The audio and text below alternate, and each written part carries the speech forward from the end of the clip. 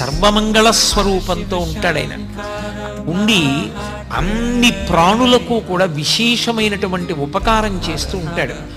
అంత గొప్పగా పరమశివుడు వెలిసినటువంటి క్షేత్రం అరుణాచలం.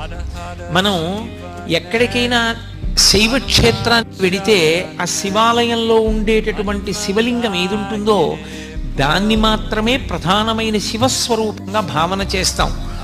ఉదాహరణకి మీరు కంచి వెళ్ళారనుకోండి, ఏకాంబరీశ్వరలింగము అని ఆ కాంచీపురంలో ఉండేటటువంటి పృథివీలింగమే గొప్పది. ఆ పృథివీలింగ దర్శనం ప్రధానంగా చేస్తాం. మిగిలినవన్నీ కూడా పరివార దేవతలు ఇతరమైనటువంటి లింగాలు ఉంటాయి శివాలయంలో. కానీ ప్రధానమైన లింగం కాంచీపురంలో పృథివీలింగం. ఆ శివలింగాన్ని దర్శనం చేస్తాం. అరుణాచల క్షేత్రం దగ్గరికి వచ్చేటప్పటికి మాత్రం ఒక్కడే శివుడు అరుణాచలంలో ఉన్నటువంటి